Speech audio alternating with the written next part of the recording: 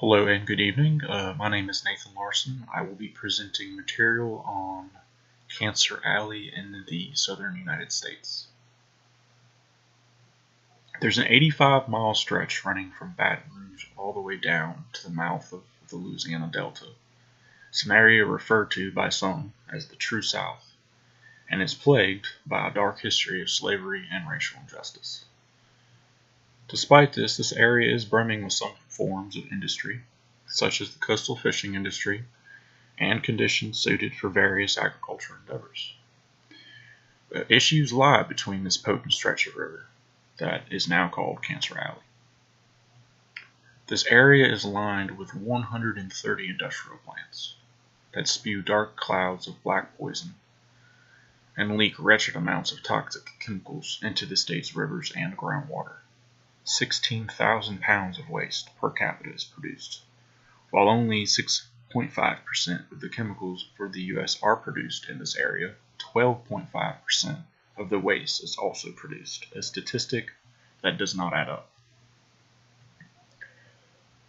The causes of Cancer Alley originated back in 1909, when Standard Oil, now Exxon, opened the first large industrial refinery. An area that was previously a beautiful oasis for various species of lively creatures and colorful plant life was left to rot in oil waste pits, and by the 1980s it was clear to the residents that the industrial plants were poisoning their water and causing illness and even death. Although anyone with eyes can see the environmental atrocities that are affecting the residents of these low river country people, there is no reliable data that has been collected or widely distributed about the illness and disease that prevails in this area. Even though Louisiana ranks in the top 10% of cancer illness in the country, companies and lobbyists refuse to do studies beyond general regional study as to not pinpoint cancer and illness clusters and tie them to their industrial plants. More affluent communities don't tend to report as much issues with chemical plant effects, as they tend to not live as near to the plants or have the necessary resources to combat the plant's negative effects on health and aesthetics. According to one study conducted at the University of Central Florida, white males are the least likely individuals in this region to have complaints concerning the environmental and health conditions. These issues with the environmental decay, the effect on the population's health, and the overwhelmingly disadvantaged minority communities paints glaringly to large cases of environmental racism. These communities are not able to fight back because they lack the resources and are suffering under wealthy corporations whom are backed by lobbyists and political figures under claims that the economy will improve.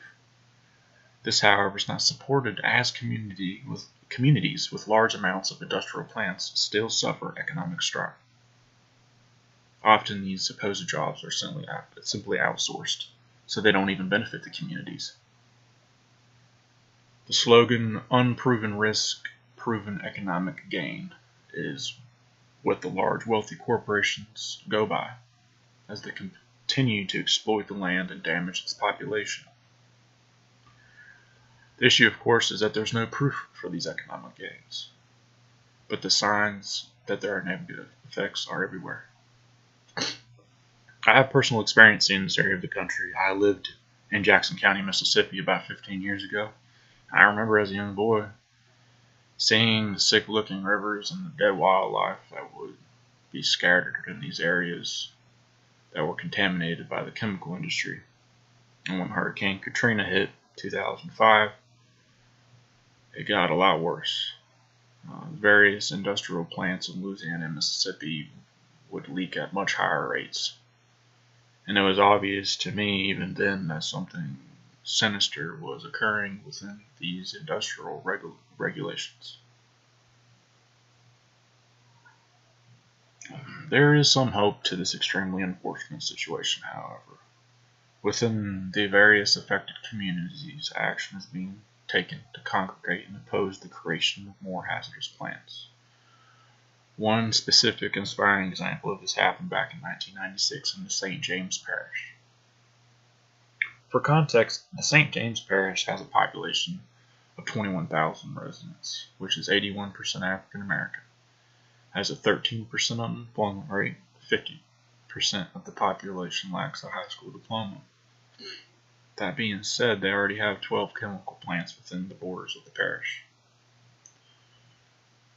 Shintech was attempting to open another refinery with the claims that there would be more jobs and would help the economy of the disadvantaged individuals, even though the current 12 plants did seemingly nothing for the people that lived there except create an unfortunate eyesore and contaminate the land and the water. It's obvious that having those chemical plants in that area were not benefiting the population, simply harming it. The individuals that lived near the plant acted against the notion to build yet another chemical plant and gained help from local universities and environmental advocacy agencies. They were able to force the corporation to hear their disapproval, and eventually, Shintech had to cancel plans to create the plant in their intended location. Instead, they opened a smaller plant in a different area that utilized facilities already there to cut back on the environmental damages it would cause. This community effort was instrumental in reestablishing the fact that combined effort and community outcry can cause even the richest corporations to back off. They proved that even though they lacked the same wealth and resources, that their concerns were valid, important, and would not be ignored. The issues presented in Cancer Alley, unfortunately, are not going to be resolved anytime soon. We see rampant pollution and environmental harm continue today, and projections don't predict they will cease. What needs to occur is a far better understanding on behalf of the companies that are constructing their industrial plants. They can't have free rein to do as they please. Stricter regulations need to be implemented and enforced. As the population of the country grows, demand for these industrial plants will likely grow as well. If we want to have an environment that can sustain us, we must find ways to produce our resources in a healthier way. They cannot continue to disadvantage a minority population and create and sustain more social and environmental problems for the sake of Louisiana and surrounding states and for the sake of the entire country. There must be better awareness for the conditions that lead to this type of concentrated issue. This way, we will not create more issues like this in other regions of the country. And in the meantime, we need to help mend the problem through social congregation, environmental regulation, and corporate accountability. After all, there will be no profits for them to make if there's no environment for them to use.